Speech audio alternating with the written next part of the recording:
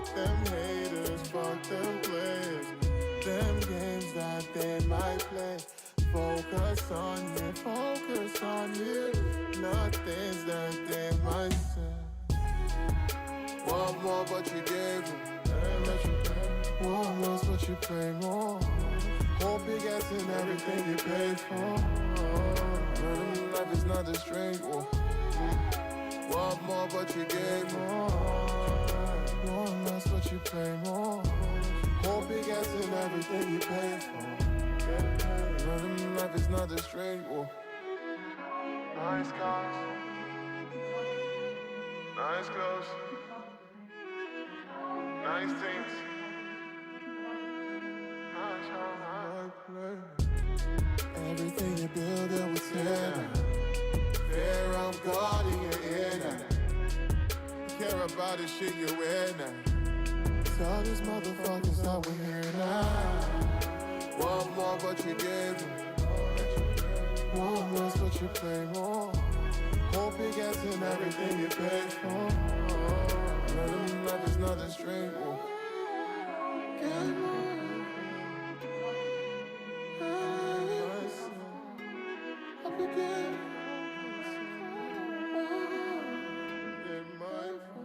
One. Microphone check, 1, 2. What is this?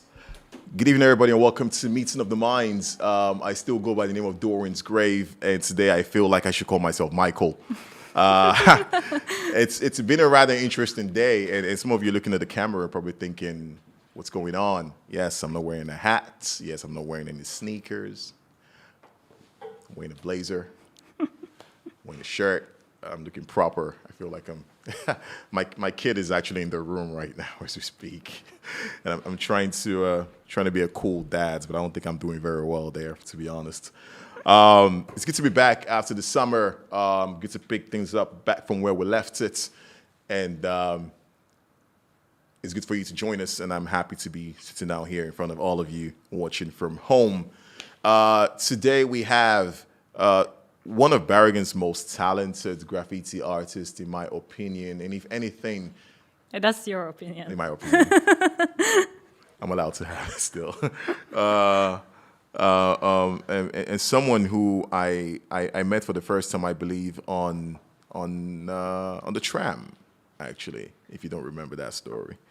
And I saw her. She was standing there. She was wearing a cropped jacket, a pair of Air Max Nikes, and I said to myself, like, who are you? You know, and she was like this force of nature, and of course I had to. I don't think I asked, but I think I told her. I said I like your style. I said I liked your style. I think I might remember it, but the first time we really met, that was on Ulebull Scene. That was the official meeting the first time, I believe. Yeah, and then you introduced you as Michal. But also, I remember we met at Novice when I was working there. Mm-hmm. And you come by and bought this big book about some hip-hop music or something. I don't remember what it was. And you told me about some arrangement you were supposed to have with some sneakers or something like that. Yeah, sounds like me. For sure. Now, but I like to buy books. You know, I don't know. I feel like some of these books they're made for a reason. You know, you can't always find. I always felt like you couldn't find your information on Instagram or social media like that. But having a book in your hand actually, it lends more credence to the idea of wanting the urge or the needs to learn something. You know, when you're on social media, you're constantly scrolling. But before we digress, I should introduce you. We're out of practice. It's been a while. Ladies and gentlemen, in the room tonight, we have Maria Doyenne. Doyenne. Yeah. I never knew how to pronounce that. Thank God we cleared that up. It's actually not my name. Okay. But it's a French title that I took because it's... Just Google it. Okay. It's a really nice meaning to the name around it, yeah. All right. Okay. But it's pronounced like Doyenne. I always thought that name sounded foreign when I read it. What means foreign? Foreign. As in... That's a fact you can know about me. I'm really bad in English. I'm so sorry for every English person that hears my voice right now. Okay. I'm really sorry about that, but yeah.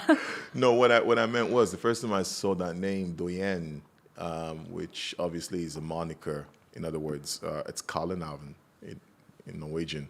I looked at it and I said, "Is this a Norwegian name?" You know, I remember reacting to that, and I'm glad you just clarified that right now and said it's actually a French title as opposed to a last name of yours. That's interesting. We're going to get back into that, by the way, for sure. That's actually pretty interesting. So what we're trying to do here today is we're trying to know what drives a person that does what you do to do what you do as opposed to anything else you could have done in life. You know, you chose to pick up a spray can, you know, just go around finding empty walls, legal walls. I believe it's a 3,000 krona fine for spraying on any wall, apparently, which is kind of sad, but okay.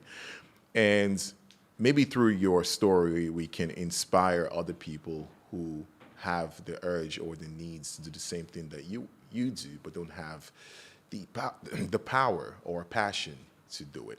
Mm-hmm. So let's start. Let's talk about your family. Yeah. What was it like growing up in your household? I grew up in Arna. Okay. The first train stop from Bergen to Oslo. Mm-hmm. So it's just 7 minutes with a train.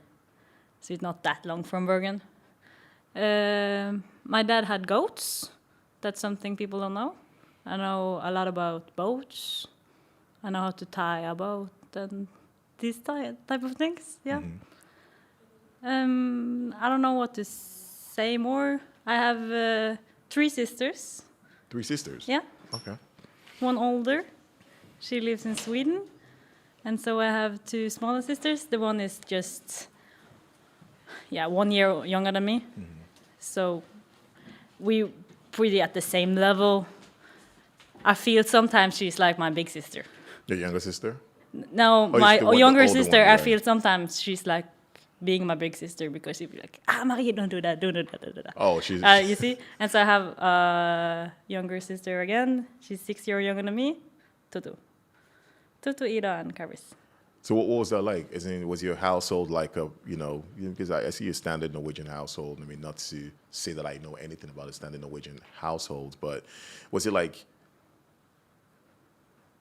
you're born, you go to school, you get an education, you get a job, done? No, I wouldn't say that. Of course, everybody, it's positive to have an education. Right. So I took videregående skole. Mm-hmm. High school. Yeah, and so after that, because maybe that's one of the reasons. When my dad was younger, he wanted to be a farmer, but he couldn't because, things happened. He had to be a plumber instead. Okay. What about and that really, I think that hurt him because he wanted to be a farmer. He loves animals. So since I was little, they always told me to be whatever you want to be, but get an income, of course. Yeah, of course. If you want to be something artistic, just have a side job. Mm-hmm. Just make it go around. What about your mom? My mom, she was freelancer. Journalist. Yeah. So she wrote a lot of text and stuff for articles, and so she's also the one who is the most artistic of my mom and dad. She did a lot of arrangements, a lot of small events since I was little in Ytre Arna. And I think she inspired me a lot. She was the one who said, you should go try graffiti. Yeah. We'll get to that in a little second. But you say you went to high school, right? Yeah. In Ytre Arna? No. Where? I took my childhood classes in Ytre Arna. Mm-hmm. I'm sorry about my English again. I know that's not perfect. We're good. Primary school, is that the name? Primary school. Okay, I learned something new every day. Yeah. And so I went to today it's called Metis videregående. Before it called Akademia, where I took toppidrett. Sports. Yeah, sports. Yeah. But what was that like for you? Because someone like you who does what you do today, who is somewhat of a rebel, you know, because graffiti is usually synonymous with people trying to break the rules of sorts. You know, people who are not okay with society the way it is. People who don't agree with the rules or the status quo as is. What was high school like for you? It was more like because I really didn't have the concentration to do too much school. I was actually good at writing, but I really had to like it to do it. Okay. So if I just liked it, it would be something, but I would use really long time on it. So every exam, everything I had, as the other people in my class had, I would use maybe longer time, but they wouldn't see it. Yeah, I took that grade because they had what would you toppidrett? Sports. Sports. Right. Yeah, because I had you a took sports. Wait, did you take sports because you didn't have to? Because sports is a very free. Yeah, I was going karate when I was younger. Right. So I wanted to see how long I could go. I got my black belt and took some medals in different cups and in England and stuff. So I just wanted to see how long I could go, and also I didn't want to just sit there and do schools and go home and do nothing. So we had training from 8 o'clock in the morning till 10 o'clock in the morning or 10:30. And then we had school for some hours. Right. And so we had training again in the afternoon. So I could have something to look forward to. Okay. But because my question really is, and I know you answer it, of course, but because if you look at the school system, a lot of people go into school, and because it's usually the path that's been created by default, which means you go to primary school, then you go to ungdomsskola, which is junior high, and then you go to videregående, and of course the universities and all that, and you become whatever it is you're going to become, and that's all good and that's all great. But what I tend to realize sometimes is that people forget that not everybody is designed for this structure, you know, because some people might be really, really smart, but when they take an examination, they don't pass it. It's not because they're stupid. It's just because they just don't test well. I think I passed because I had really good teachers that saw me. Okay. Often I was always too late with a inlevering. Yeah. Always. Me too. Every time. But they saw what I did, and when I really liked something, I really liked the Norwegian classes actually. Because I like the history about it, and I like how the different, what's the name? Forfatter? Writers.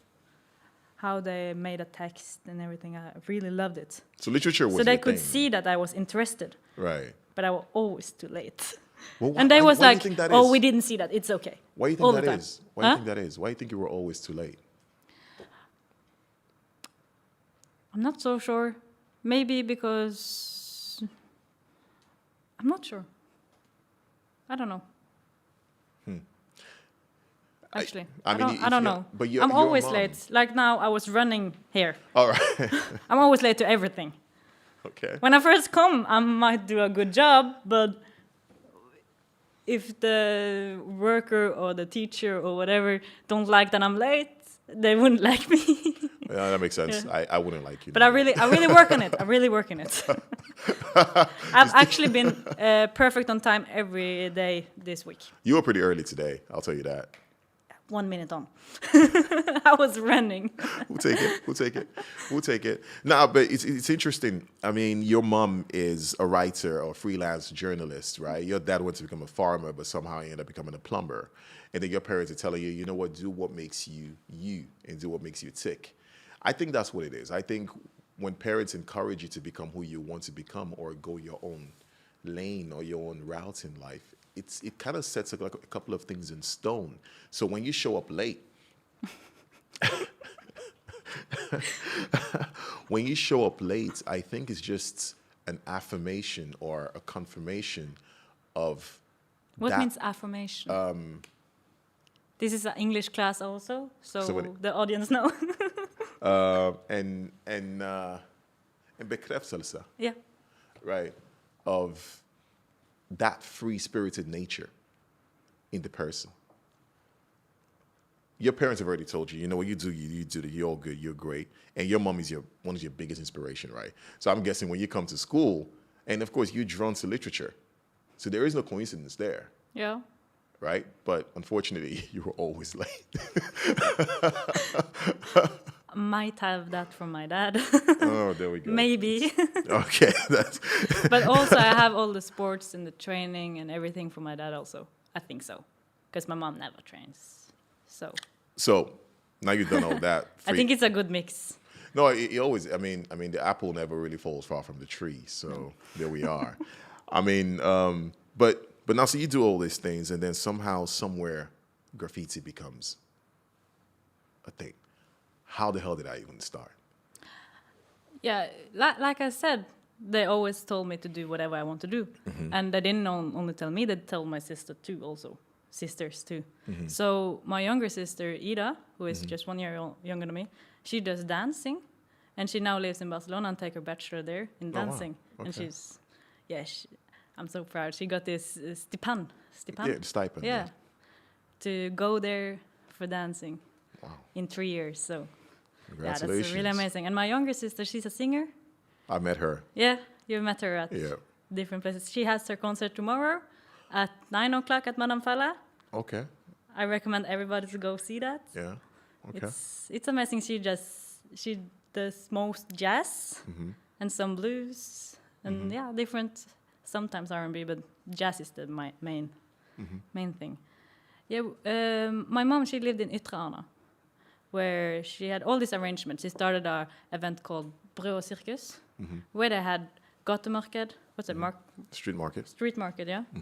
And different, they had the scenes and events there. And also, Ytre was not the richest place in Bergen. They had more, they needed more satsning. Satsning på barn og ungdom. Yeah. They had to focus more on the juveniles and the So they had this fritidsklubb, free time club for kids and youths to come. Extracurricular activities. And then they had some youths there who I think sometimes they did some illegal stuff. I don't want to mention anything. As most kids have done. Yeah. Graffiti. Right. And then the Fritidsklubb gave them this garage in Ytre where they could do graffiti. And that's Terje Grimen. He was one of the youths who were, he was not a kid, youth or young adults who started there with the graffiti. And then they also started to have these workshops. I think that was the first, I'm not sure, but I'm pretty sure that that was the first place in Bergen where they started graffiti workshops. Right. And I was a shit kid there who was skating in the streets with my friends, and they started to have these workshops. And I loved to draw when I was younger, so my mom told me, go there. Yeah. So that's where it started in 2011. Wow, that's a long time ago. That's a long time ago. Yeah, 11 years. But it's interesting you just said you were a shit kid. Yeah, maybe not a shit kid, but No, but I mean, yeah.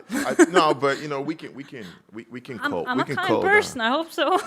No, but that's what my point is. Yeah. My point is when you refer to yourself as a shit kid, like I work with some kids sometimes, you know, 15, 16, 17, whatever, you know, and when you refer to yourself as a shit kid, and then you're going to say you were skating on the streets, right?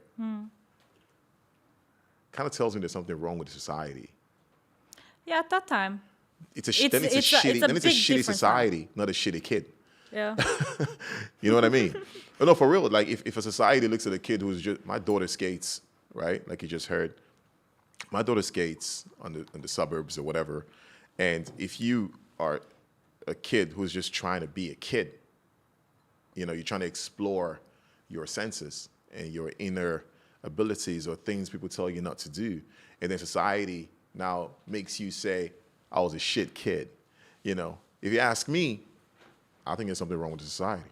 Yeah. But I think also the society did a big difference with having these workshops for free for the kids in That's true. Ghana. Oh, absolutely.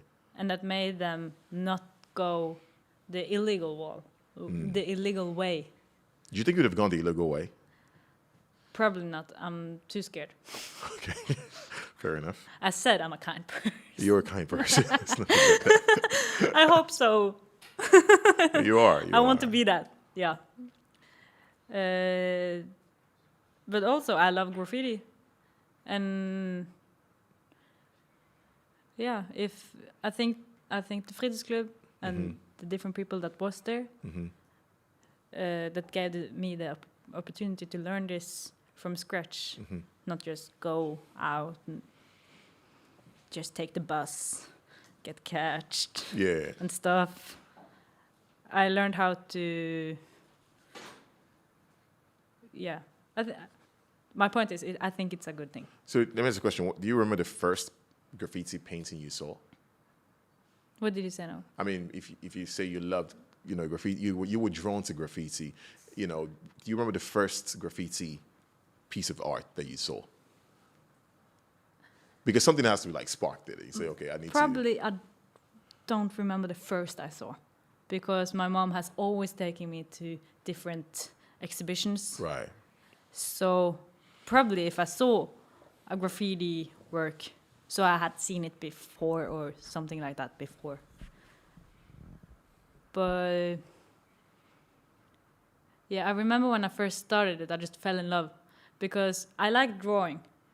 But now I just draw maybe 2 times in a year because I think it's too boring. You just sit there with a pen, you know, or a painting, you know. All right. But the nice thing about graffiti is that you can go down in your knees and then you have to go high up and down again. So you use your body, you know, and that's a really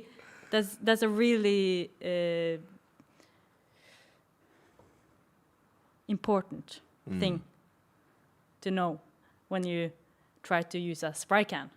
Okay. Because if you just stand there with your hand and don't use your body, the spraying will be really bad.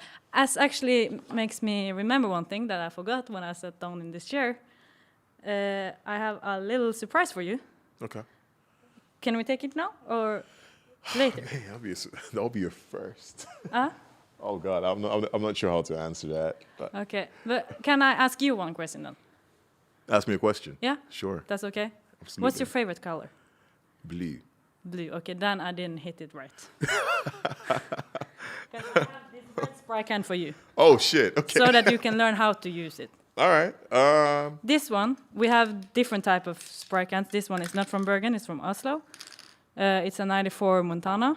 Okay. And it has poison gas, not poison, but it's not. Sure, not poison. Okay. So we can't use it inside here. So that's why I asked these nice people who is here to give me one of these.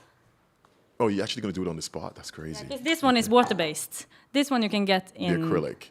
Yeah, acrylic. Right. This one you can get in Sandviken at Norge 1927. Right. That's the only store in Bergen that sells real spray cans. Of course, they sell some at Malepaletten. But that Montana Gold, and I don't like them. We're going to come back. We're going to come back towards the end of the conversation, and then we're going to see what you're going to do with that, right? We know you're an amazing.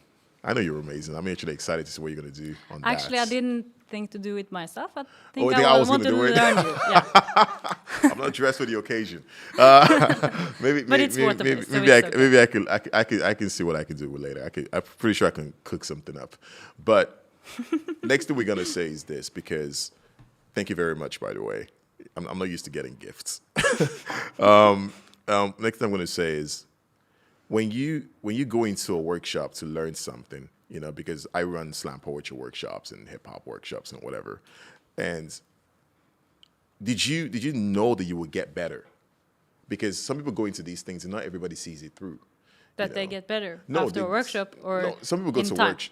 Yeah, because people come to workshops, right, and then they come to me the first class, and then it's like, oh, okay, that was cool, and they never come again, and they just disappear. Because they realize, shit, that's not my shit. I don't want to do this. But with you, though, you go to a workshop, and then 10 years later, you're still doing that. Yeah. What made you stay?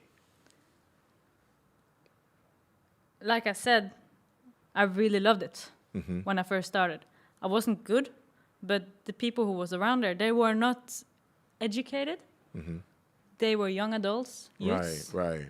Maybe some of them were educated, not as I know. But when they had the workshop, it was real. It was real. Yeah. It was real, yeah. They come to me and showed me how to use the prayer can and told me, this is not easy. You have to do it again and again and again and again. And of course, I have from a training, I know that if you want to get better, you have to do it again. And if you like it, just keep doing it. Everything you do in life, you can do it perfect. Just practice.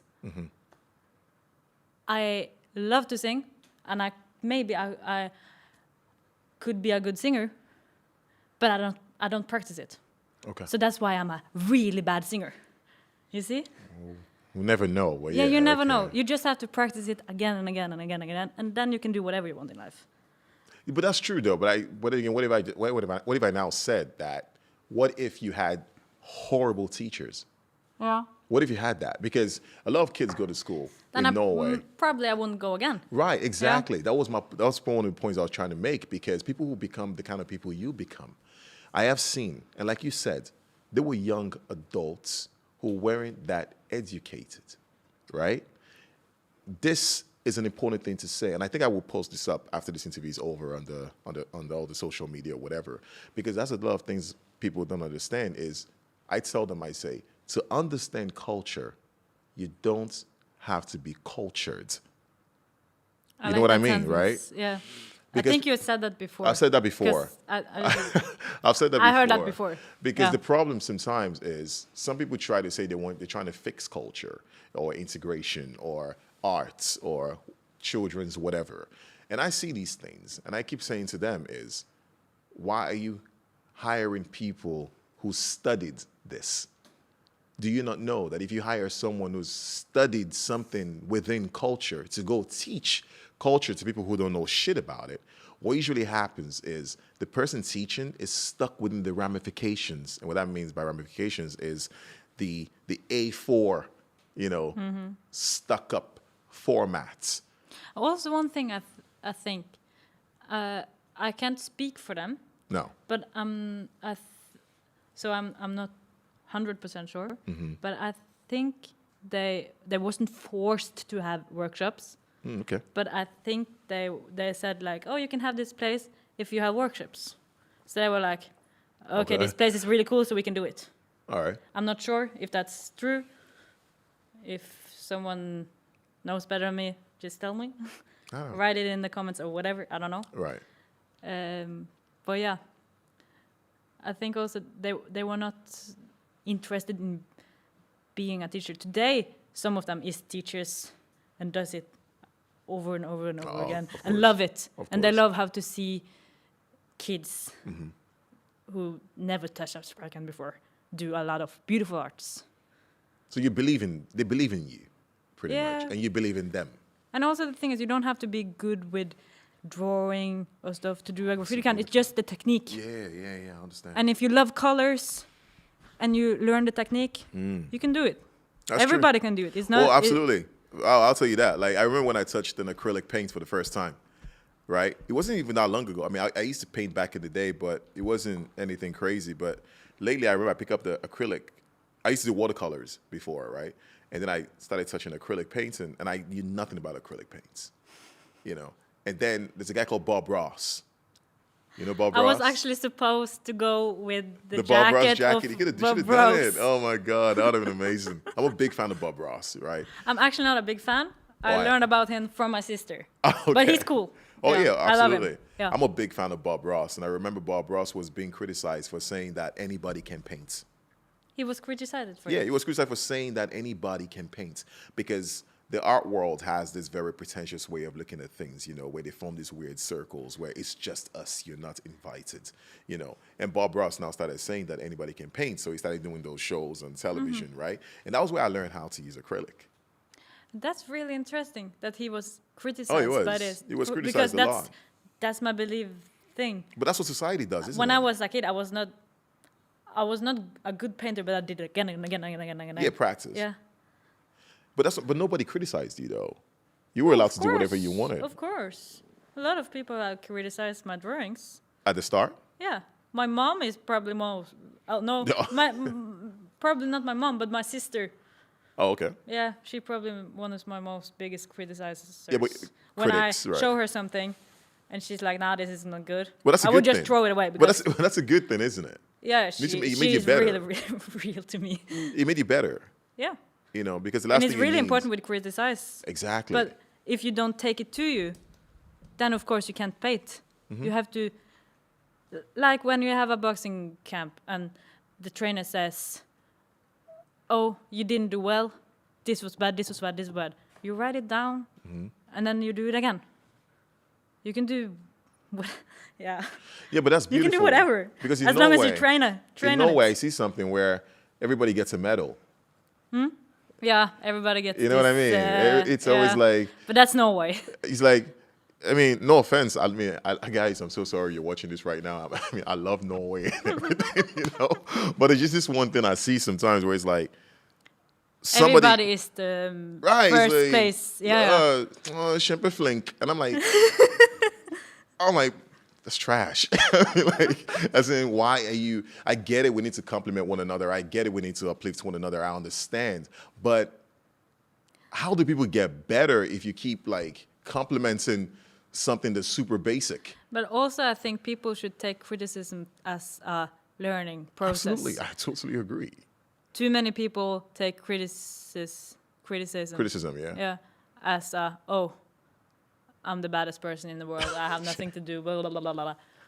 Yeah. You did not grow up with me in Nigeria. I mean, my daughter. I love my daughter, but she knows I'm pretty strict with her. I'm pretty strict with her. I mean, I show all the love in the world, but it's tough love, you know. And I'm not going to apologize for it to anybody, really, because I look at you and I see the things you do, you know, and it's just so inspiring to watch because not everybody gets to do that. And there's a reason for that. You know, you face your criticism, your sister. Thank God for your sister. You know? Also for other people around me, of course. I have a lot of people that tells me this is not good. This is good. This is not good. Yeah. That's a beautiful support system right there. Were you scared about finances? When you What decided, means finances? I mean, like, were you scared you weren't going to make any money off art? Because art is not exactly the most lucrative I was just doing art because I loved it. Because you loved it. Yeah.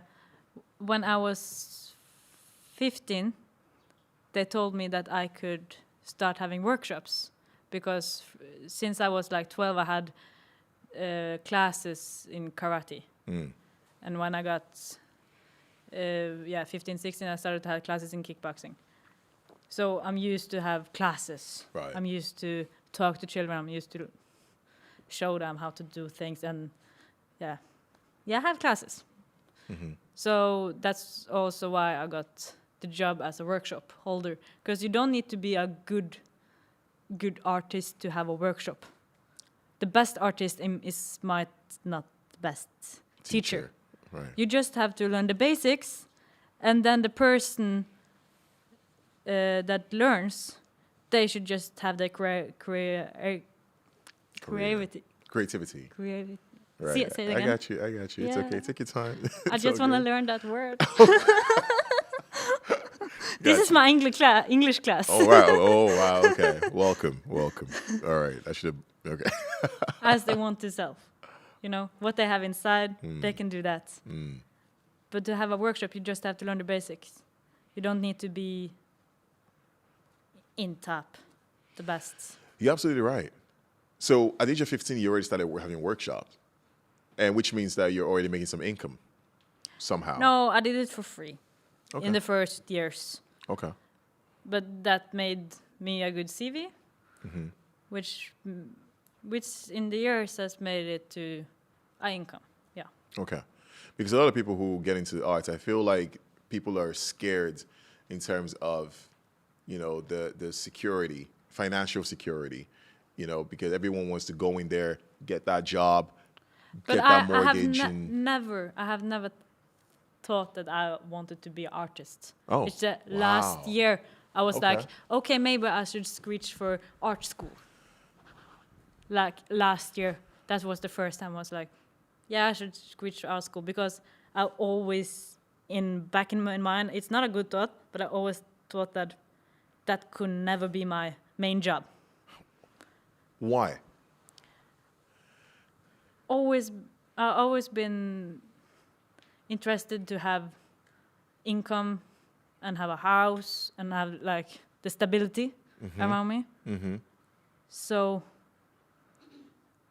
yeah, I wanted to have this normal job. I wanted to be A4. Okay. A4, do you say that in English? Yeah. Probably. Square. Yeah. I wanted to have that and have that as a hobby. But So you wanted art to be a hobby instead. yeah, because I liked it. It's crazy. And so I remember I had this talk with my sister just like some months ago, in February maybe. And I said to her, oh, I'm so jealous that you go at school and do the thing you want to do, you dance. Wow, amazing. And she was like, yeah, but you've been working with arts for so many years and you also have some income. Why don't you just screech at art school? So I did. Oh, you started art For school the first now. school, no. I didn't come in. You didn't come in? Okay. I had what were they say again? They said I didn't have bredda, artistic bredda, because I do graffiti. They maybe want me to do something. But why do you think you need art school?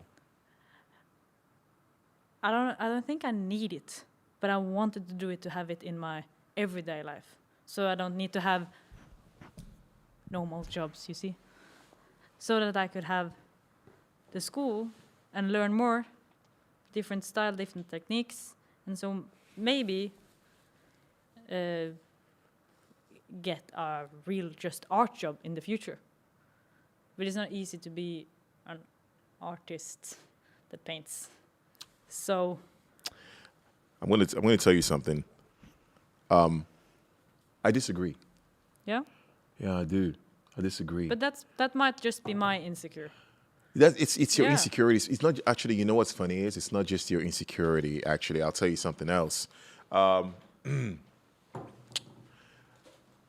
I studied chemistry at the University of Oregon, and I remember when I was studying chemistry, I was actually in the chemistry Olympics. People do not know Chemistry, does that mean chemie? that. Yeah, chemie. Yeah. I was in the Thank you. chemistry Olympics. Wow. Weird shit. And chemistry was my shit. That was my shit. That was all I knew, chemistry. Like any formula, any equation, any whatever, I'm there. I got Didn't it. know that about you. People don't know that. No. People don't know that about me. That's really surprising. I'll tell you. And I was at university, and I remember saying to myself, like, okay, I could do this. I could get a great job at some wherever oil company, whatever. But I definitely wouldn't have a sense of purpose. There will be no purpose behind this. With chemistry, What's the purpose?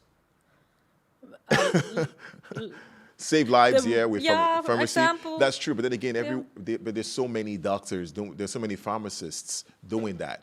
Anyways, I wanted to say to myself that for you to create something unique, But okay. Right. Okay. Right. That's what I meant. I see. Create something unique. You need to step out of the zone, right? And do something absolutely But in chemistry, you can do that also. I know that, but... But that's really hard. But it's a go against who you are as a person. Especially when you find yourself in a space like Norway, where nobody really talks. People barely say hi to one another. You barely get the good morning. That's not how it was in Irrespective. I wish I lived there. Yeah, you should grow up in Irrespective. That was amazing. Everybody talked to each other. But this is my perception from a foreigner coming from West Africa, right? Yeah, I see. You lived there, I did not, right? So for me, this was a whole different ball game. I'm not saying people don't. My neighbors are great where I live. They say good morning, it's all good. But I'm just saying, for an individual with different kind of attributes and characters, you know, if you're an outgoing person, if you love to paint, if you love to cook, if you love fashion, you know, if you love music, school is great. I'm happy I studied because it gave me structure. You know, it made me talk the way I talk, and I don't regret it. You know, but, however, I do feel that society has a way of making you feel that if you branch out of school to go do some other shit that you really like, if you go out, right? If you step out of school and don't go to school, for example, and you say, I'm going to go just do some graffiti shit or some acrylic painting, you know, then you might just not make it. And I'm saying, like, in a country, which is Norway, with 5 million people, it's only 5 million people. The city I grew up in was 25 million. In the city I grew up in is 25 million, which means your chances are very slim. Yeah. But in a country, there's 5 million people. In a city, there's 270,000 people. Here's my question to you. How many people are doing graffiti? In Norway? No, in Bergen. In Bergen. That's actually one of the, not the biggest, but percent. Give me a number. I don't have any numbers. 1,000? No. Less. Not at all. Right. There you go. Exactly. But maybe over 100. Okay, let's say it's 250. Maybe. No, let's say 250. Why? Because... In Bergen? In Bergen. No. It's not 250 in Bergen. I know everyone. I don't know anyone. But that's my point. Yeah. But now you're feeding to my point. Because if I see 250 and it's 250,000 people in Bergen, assuming, how many percent is that? That's about 0.1%, isn't it? I'm supposed to take mathematics next year because I want to be a teacher. So no, what I mean is... Ask me in a year. What I mean is your chances of making it are actually pretty high. Yeah. For real. If you want to be something in Norway, you can be it. Actually pretty high in the circle in which you are.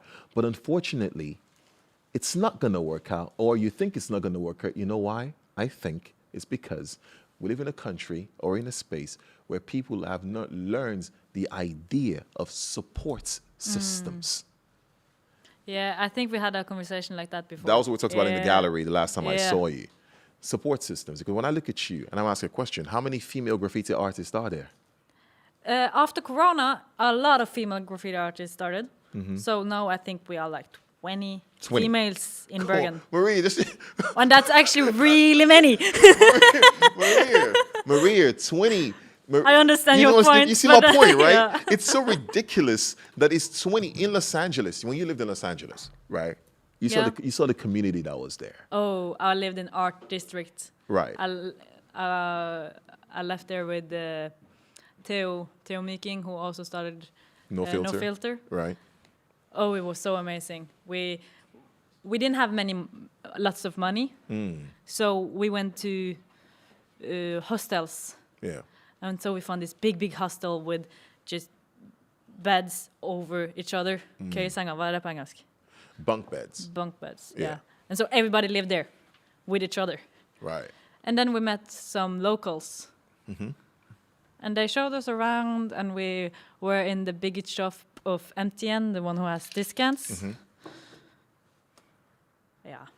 Right. You felt a feeling of connection, even with people you don't even know. Right? Yeah, we met people on the streets, but also when you can meet people on the street in Bergen also. Oh, absolutely. But it's I met you on the street. Yeah, exactly. And I met people in No Filter on the street also. Yeah, we'll get to that. But that's not, as your point was, it's not too many. You meet on the street. It's not that many. No. It's not that many. And I can Also, I have, last week I met a friend of Paul, my boyfriend. And he said, yeah, I saw you on the tram and I knew who you were, but I didn't say hi because I think that would be weird. I was like, why? Why is that weird? You can just come to me and tell me, oh, I know your boyfriend Paul. That's not weird. I was like a little bit disappointed about that. Yeah, well, I've learned not to hold people at the same standard as I hold myself. So they just keep you safe like that. Yeah, but if I see a person and I don't know them, right. and I have a good day, of course I must have a good day. Right. If I have a bad day, I don't see anything. I just go straight forward. That happens. If I have a good day and I see a person and I know who the girlfriend or boyfriend is, of course I will go through them and say, hello. I know this person. Nice to meet you. I don't know. I love people. I know. Yeah. So, but think about that though. And I see how many female graffiti artists are there in Bergen, and you say 20, or I think I know all of them, right? Not everyone. I don't know them, but I met them. Yeah. Maria, socialism is a good thing. Okay, welfare system is a good thing, like we have in Norway, right? Where everybody, if you lose your job, you get a backup system. If something happens, you'll be all right. It's a great thing. But at the same time, I feel like that's what's maybe holding people back. Because if you did not have socialism, and I'm not saying socialism is a bad thing, what I'm saying is that if your back was against the wall and you were really, really broke and you had no money at all, like when I grew up in Africa, Nigeria, for example, there were times we didn't have any money. Sometimes like I could go a whole day without food. I never even thought about it for a second. Because when I was hungry, one of my mates just be like, yo, Michael, let's go to my house. I got you. And I'm like, no, it's cool. Let's go to my house.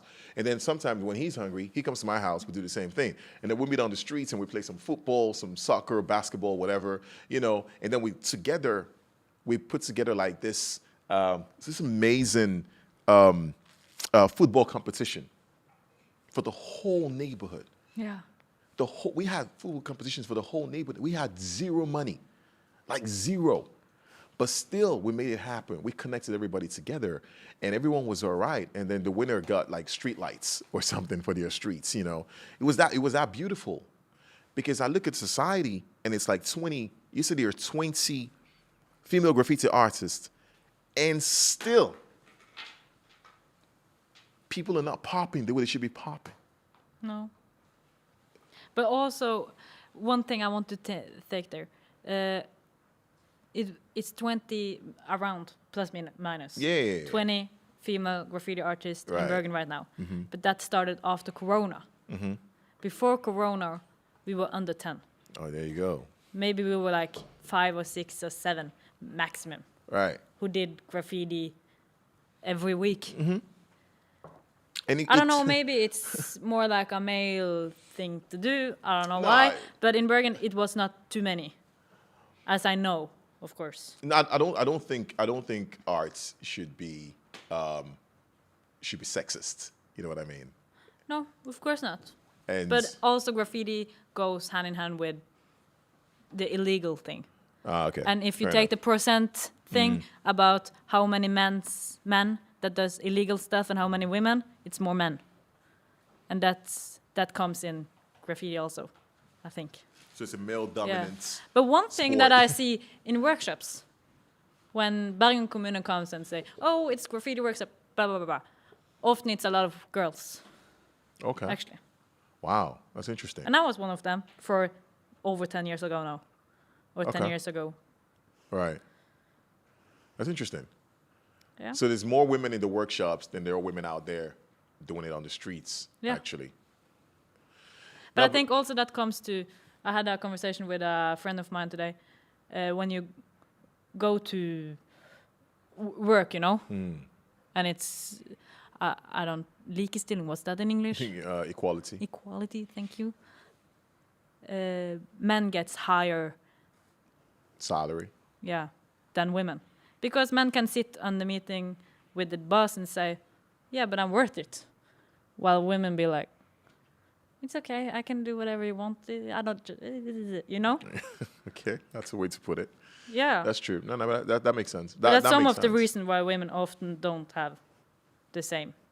Some of them. I think maybe lots of people might criticize me for saying that, but that's one of the reasons. It's a lot of other reasons also. Of course. Because women can get pregnant and blah, blah, blah, blah. But yeah. maybe one of the reasons is that man is often tougher.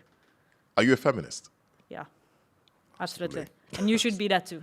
I am a feminist. Thank you. Tell Paul to be that too. We're not gonna drag your boyfriend. We're not gonna drag your boyfriend into this conversation. Okay, we're not going to do that. No way. It's not fair. It's not fair to him. Let's leave the man out of this. No, we're not doing that. Because if we now fast forward down to, I think it was 2019, if I'm not mistaken, correct me if I'm wrong, you had the No Filter Festival. Yeah. Right. And how did that even start, and what was the idea behind No Filter? I had, before No Filter, I was helping my mom with the arrangements she had in Ytrana, and I started as a little to do it by myself. We had some big artists from USA and New York to come to Little Ytrana. Yeah. Maybe you heard about R.A. the Rugged Man? Which I have. Yeah? Of course. And Afro. Really? Afro. You got Afro? Yeah. Seriously? He was in Garage in Ytrana and Mr. Green. Okay, cool. Because, when you are under... That's the thing, if anybody under 18 is listening to this now, go to Bergen kommune. If you want something to happen, you can make it happen just because you're under 18. Oh, wow. I wish I wasn't under 18. Yeah. Yeah. I want to be 17 again. Oh, it's so much easier to get money from Bergen kommune if you're under 18 than if you are adult. I hope people are listening to this so they know. So that's why RI came to Bergen for the first time in 2015. Because a 16-year-old boy said, "Oh, I want him to Bergen." When they said, "You can do whatever you want. I want him to Bergen."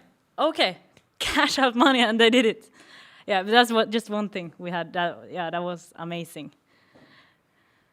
Yeah, so I have been going around and limt up plakater. Hang up posters. Yeah, before. And one time I hung up one poster at a bus stop, and Bergen kommune got 3,000 in fine. Okay. Because that's not it's not legal. Yeah, right, and right. we wrote at this poster name and where you could go to if you want any more information. So it was really easy for to find out who. Yeah. So I learned from that, and so I saw some young people standing with a poster on a bus stop. Right beside the exhibition at the bus stop there. So I just went to them and just said, "Don't do that. Right. You can get fined." Right. And they were like, "Oh, we are doing this just us, and if we got that fine, we could never do anything again. So thank you." And so, "Oh, what you doing? What? And you do arts? Wow, cool. Let's have a meeting." And then I met these beautiful people that started No Filter, Theo Miken, Gabrielle Hallström, lots of others. Yeah. Mm-hmm. Lots of youths that, they wanted to just make a festival. And so I joined. I just wanted to join for the art thing because I love that part. Mm-hmm. But so I also like the organization stuff. Mm. So we started to do that too. And yeah. But we had 3 days festival at Ole Bull scene and at Verftet. Mm-hmm. So yeah, it was. Was it exhausting? Yeah, we were running so much. It's not easy to get people to do things for free. That's also true. One thing why I stopped. Okay. Because I can't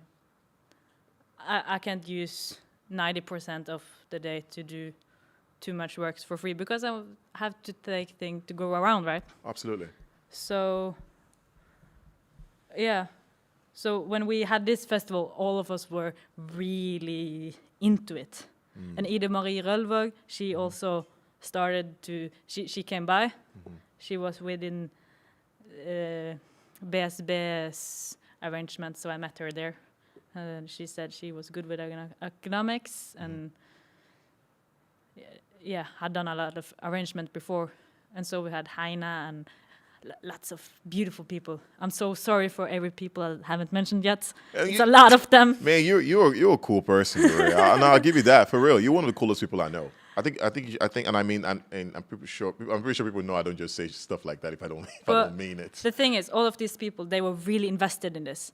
We had meeting every Sunday, and we had lots of... Right, the passion was there. Yeah, right? we had 70, not 17, but 70 different shows at 3 days. And everybody was... I was 20, and some of them were 2-3 years older than me. And we were just a young group.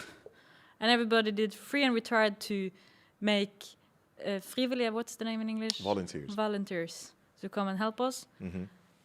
But volunteers, they won't meet on time and stuff. So the one who really was invested, we were running. Anna-Sophia also was there. We were running. But it was fun. We loved it. I mean, you were young, excited, and you were ready to change the world. It's not so many years, though.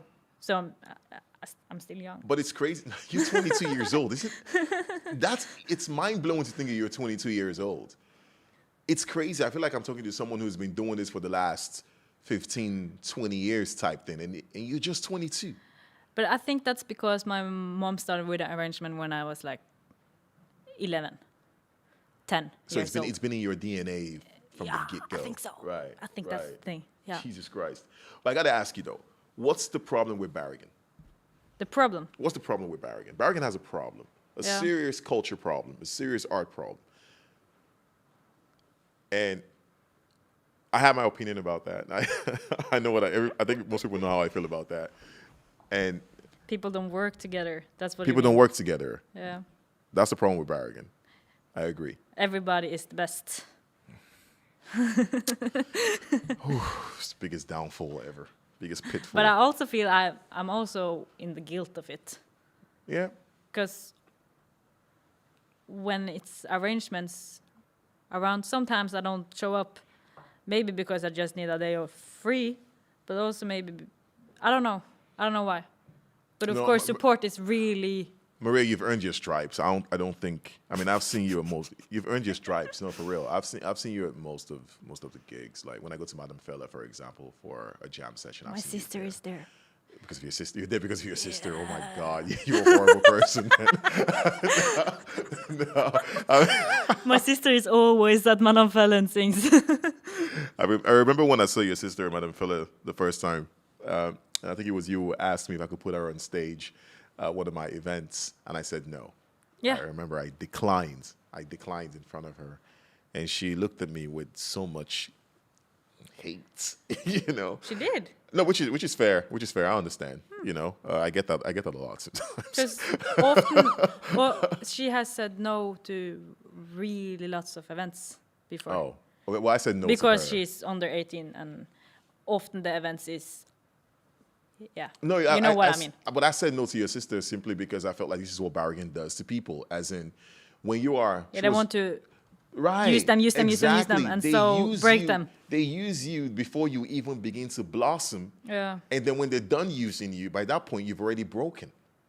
Before you even started. Yeah. You know what I mean? Yeah, because the first time you met her was probably in 2018 or 19 when she had the show. Yeah. She was, I think, 14 or something. Yeah. Right. And then she just started to go on stage. When she was 12 years old, she was at some of the events in Irrespective. Right. And sang, she can't speak French, but she sang this, what's the name again? I don't remember, but it's a French song. Norge or something. Okay. No, yeah, I probably know it, but no. But yeah, I'm just talking about my sister. No, it's cool. You're bigging up your sister. That's a good thing. Yeah, that's always happening. No, I agree with you when you said something about people who don't work together. And you were on this. This is why I love. Also excited to have you here. But I understand what you mean because it doesn't happen that often. But when I ask people, can we go paint? Sometimes, often, if they don't do graffiti or if they do graffiti, whatever, they will be like, yeah, we can go and paint. And then I feel like they have this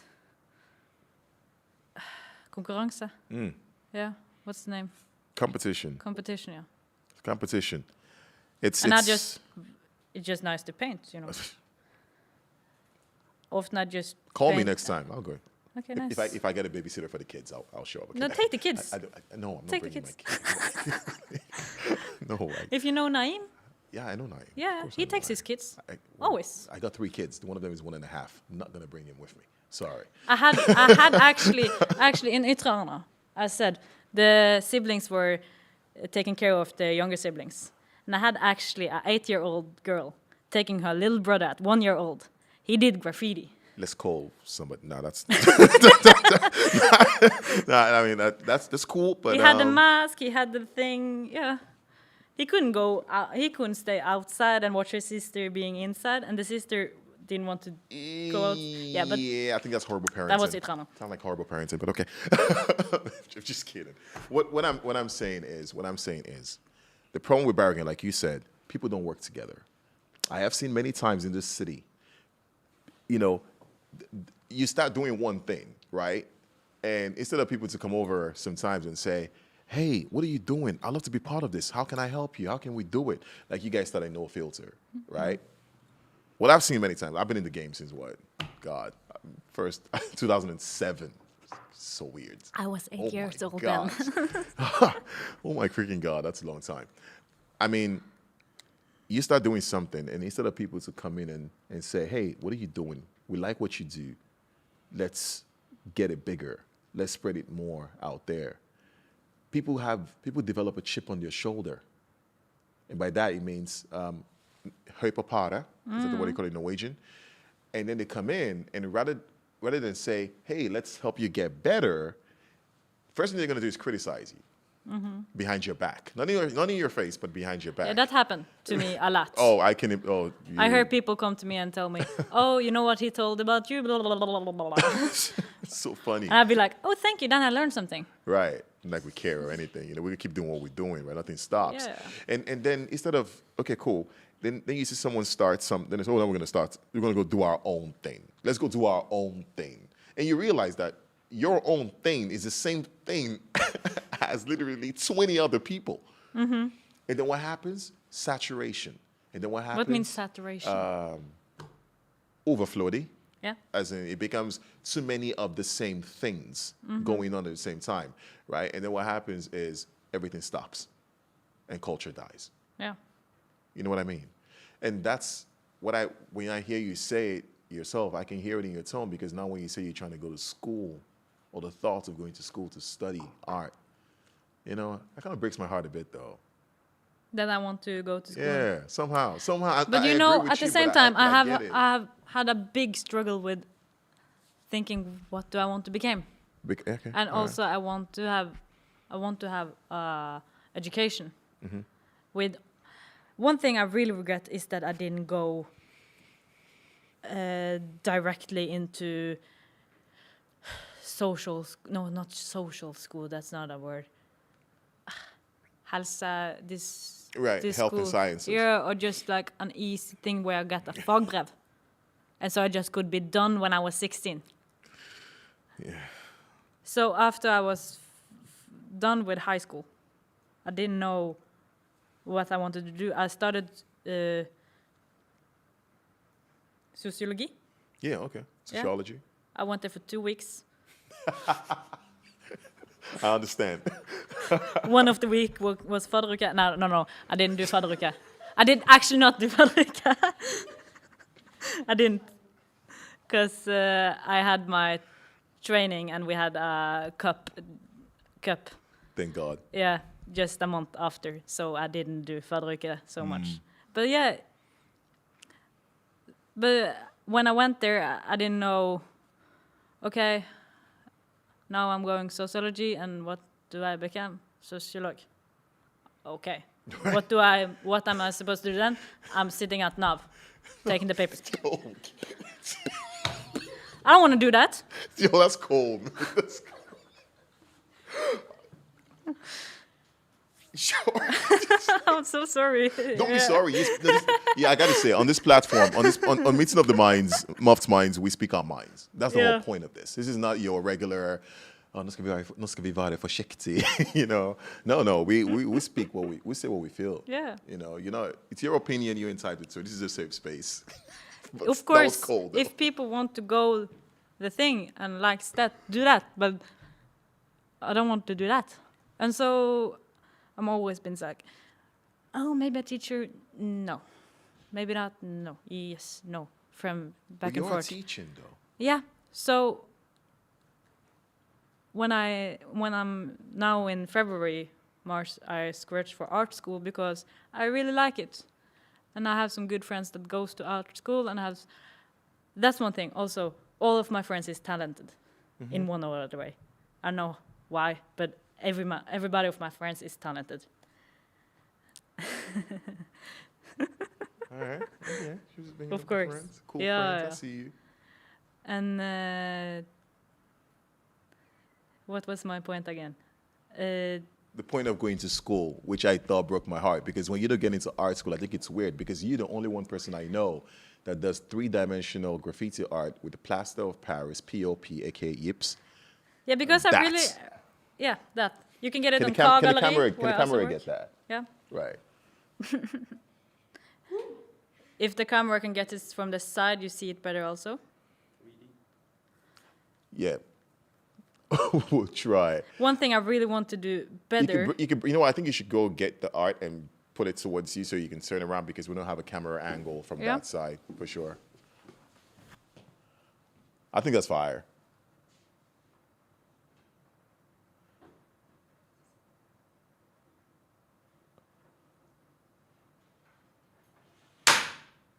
Where should I go? Just right there. You can put it on the table and just talk about it, I guess. I don't know.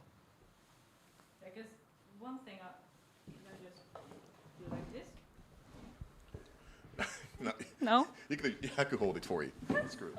You could just sit down and I can just hold it. There you go. Like this. Because then you get like a 3-dimensional. Yeah. Because one thing I always wanted to study is sculpture, because I really, really love it. I remember when I was 11, 12 or something, I went to Arne Mæland studio, his studio. And he showed me how he works and everything. And I've always admired it. So yeah, that's one thing I'm working on though. Okay. I know how to do gifts, but I want to work more around it. So that's also one reason why I wanted to start art school, because maybe I could go more into it and learn it better. Okay. Yeah. You put it back. Yeah.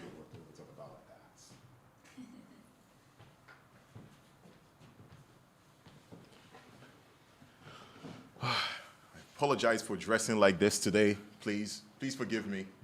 It's not my usual attire, but every now and then I like to look sharp. I feel really important when you dress like that. So okay. Don't apologize. No, that's I knew you were coming today, so nah. Yeah. Nah, sure. I was in a wedding. A friend of mine was getting married, and it's congratulations funny. to your friend. Wow, yeah. I told him. I said, "What has changed?" He said, "Nothing," but it's okay.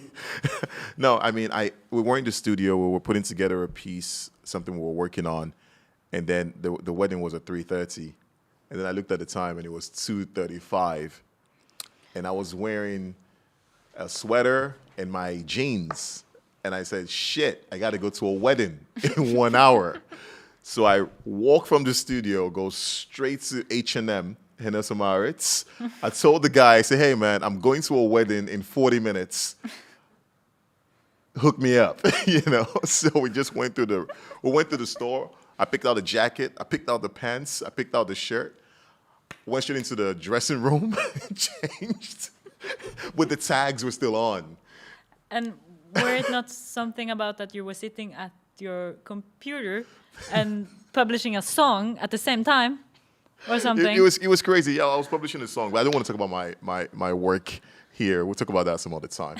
And then all of a sudden, it should be a podcast how Michael fixes everyday life. My life is crazy. I need an assistant. I'm not gonna lie. And all of a sudden, I did this went straight to the barber shop, got a haircut, got to the wedding, and he was like, "Hey, man, congratulations." And he looked at me and he said, "Oh, wow, you look great." I'm like, "Yeah, I just bought it." He didn't believe me. But what I'm trying, to get to the point about art school, and art school is great, and I understand the importance and essence of education. This I do. Okay, let's not forget that. And also, one thing about going to art school is that then I could focus more on my art every day. And I would, and also we live in Norway, right? So I would get my stipend. Right. So I could just do art, and that's the only thing I could do. Right. You see? Now I have to have other works beside, because I can't live by art. I'm not that good. No, of course not. Okay, all right. Yeah, of course not. Okay, and every big artist, often they have a job beside. I got someone over here saying you actually are that good. There you go. Right. Oh, wow. I think everybody agrees that you are that good. Okay, where's my money? Can you tell me? Give me my money, okay? No, I mean, but the irony of what I'm trying to say is that you're trying to study art, trying to go to art school, but you've already been doing this for a long time. And then you step to art school, you do a presentation, and some random person you never met before says, "Nope, sorry, you don't have any of this. We're not going to accept you." Yeah. I think that's unfair. Maybe not, but also I know that to get into the art school, you have to screech for 4 years. And this is my first year. So if I got in at the first year, that would be fantastic, just amazing. But also one thing I want to say, Axel Hennie, he didn't get into theater school. Oh, there you go. Yeah. He's one of my favorite actors. Yeah. Actually. So, yeah. Most of the... We just have to think about my that idol, things also. my idol, the guy who inspires me the most. I'm not going to say his name. I told myself I'm never going to say his name. Can you say it? No, I'm not. Please? He lives in Los Angeles, and he never went to art school. No. And he's just done a collaboration with Nike. Mm-hmm. You know, made some Jordans. I'm a big fan. I love Jordans. I wear Jordans all the time, and that's it. Just lends credence to this myth of, oh, you got to go to this and do this because this and this and this, you know, and I disagree with that pattern. I think people should be allowed to find their complexities and figure it out over time. And all right, let's do this. Because like I said, Bergen is 250,000 people. The population density in terms of percentile or in terms of percentage of who's doing what particular kind of art is not that big. Therefore, if you put away your ego for a second, because that's the biggest problem in Bergen I've seen, the ego. Which is ironic too, because this is a place that talks more about janteloven. You know, I'm like, Jesus Christ, what is that? You know, God forbid anybody's awesome. You know, and it's like people need to learn how to work together, because people like you are amazing, and it's weird to hear you say, "Oh, I can't live off that." You know, I'm like, no, I think she can though. It's just people need to support each other better, and she'll be fine. It's the same I tell all the artists, the music, hip-hop, rappers, you know, like your boyfriends. I speak to them all the time. I'm like, "Yo, Michael, how do you do it?" I said, well, I just let it do me. I don't do it. I just let it do me, and then I just see wherever it goes, because sometimes you see me organizing. Yeah, but I can take that sentence from you, and I will copy that sentence from you. Because also, I feel the art does me. It just does you, right? Yeah, I don't feel... I never had an intention about getting into a gallery or sell arts or have workshops. People asked me, "Can you do that?" Like when I first got to know K-gallery. Also, everything about the art I feel. That's just my feeling. Everybody can criticize me about that, but it's coincidence, right? I met Karsten Kongshavn, who does K-gallery, and that opened a lot of doors for me. Thanks a lot, Karsten, for that. Yeah. No, but it's coincidence, yes, but I think it's a sum of all the things you've been doing over the years. You know, if you met the guy who runs the gallery and he's that character you respect, obviously, you know, there's a reason why he didn't meet you 5-6 years ago. I don't remember when I met him the first time. No, what I meant so was I can't say anything about that. But people at a certain level meet each other in a particular point in time. I always feel that the reason they're meeting each other is because in their distinct and different universes, they've been working really hard. And then when the time is right, they're going to meet. Yeah. As long as they're putting in the energy and the effort into it, the universe will open the door to the person who's going to meet you and say, your energy fits my energy, let's go. That's why you don't force it. You know what I mean, right? Yeah, I see. Some people will be like, oh, I'm ready to do this right now. Like, I've been making hip hop since God knows when, but I always say to people, like, I just make whatever I feel, you know? If it's going to be big, well, I guess it's big. If it's not, well, I never really thought about it. But as long as you keep pushing, there's someone else who's also pushing. And when that energy gets to that point, y'all going to meet. Nothing is going to stop that. No. You know what I mean? That's true. So that's why I look at your work and I'm thinking, okay, cool. You weren't making this 5 years ago. No. Right. No, of course not. That's the point. So I think you're great. I think you're fantastic. I think I've always respected you. The first time I saw you, I said, I've always thought you were amazing. And I think you could do big in art. People just need to support better. But also that's the thing I talked about with a friend. In Bergen, I hope people please don't kill me for saying that out loud. They're going to kill you anyways. Just go. Okay. I hope everybody comes to my funeral. And in my funeral, never. Of course, if you want to, you can cry, but take it as a party, please. Oh. I'll organize that in Africa for you. No problem. Thank you. You got it. That's not happening. I'm being 101, so chill. Okay. Yeah, because when I'm 101, I will be the one who can say I've lived over 300 shifts. Because I'm born in 99. All right. You see, 99, 2000, 2100. Yeah. Okay. That's my biggest centuries. Goal. You lived in 3 101. centuries. Mm? You lived in 3 centuries. That was the name I wanted it for. But you were saying about Bergen not killing you. What are they not killing you for? Yeah. Nothing in Norway, not only Bergen, but the whole Norway, is that amazing as in the big world. Graffiti. Okay. If you want really nice graffiti, you have to go outside Norway. You don't have anything that is really, really, really, really amazing. That's a strong statement. Maybe because we don't have too much competition. If you want something, you get it in Norway. As we were speaking about. Yeah, competition in colors. Mm-hmm. I feel like Norwegian graffiti artists are usually scared of colors. That graffiti artists are scared of colors? No. In terms of when they're doing when their art goes into a gallery, for example, it's a lot of the same kind of style we see, the same black and whites. Yeah, that's true. Those. But that's a new thing. On the wall, it's great. It's colorful as hell, for sure. Yeah, but also you can see that in the way we dress in style. Oh yeah, absolutely. For just 5 years ago, everybody was dressing nearly black and white, maybe brown. Not too much colors. Today, you can dress with colors. You dress with flowers on your everywhere. Yeah. You are not on style right now. You just have blue and white, you know. I think I look great. Yeah, you do. Let's keep it together. It's a new thing. I think after Corona, everything became more colorful.